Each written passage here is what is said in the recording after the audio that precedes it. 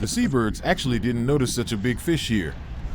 This kind of fish can be taken home and eaten. It's already drowned. It must have been alive before it died. Close your eyes and look carefully.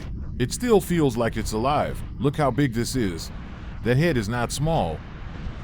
If the seabirds don't want it, I'll take it. Not very big individually, but there are a lot of them. Just one scoop of sand yields this many. These clams can be used for steamed egg. They're very fresh, actually. When the tide hasn't gone out, you can already see them on the surface. After digging, just sift them out. But with this strainer, it's a bit too small.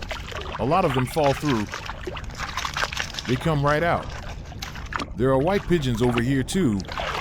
Hey, a lot of them fell back into the water. Just this little sand gives so many. There are so many seabirds on this beach. I think they're also eating these. There's a big float here with a rope tied to it. Look what I found here. Such a big little sea snail. And it's still eating. See that? It even eats sandworms. This one is very plump. It hasn't spawned yet. Once it spawns, the meat won't be this full. This float is good too. I originally came for it, but got a bonus catch. I haven't seen this kind of abalone in years. These smaller ones like this are usually from farmed areas, not truly wild. It's right here on the rock, clinging to the backside. I didn't even find it myself. A kid who came to play found it.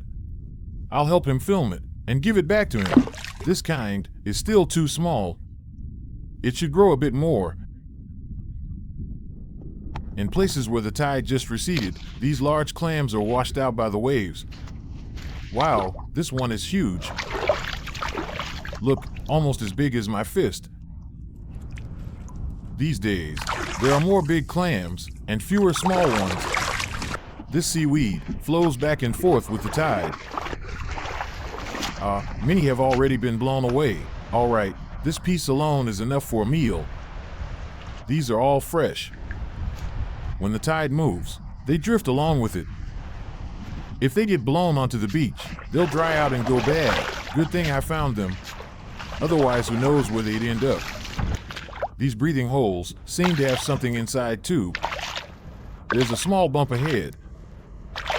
I don't know what's inside. Let's open it and see.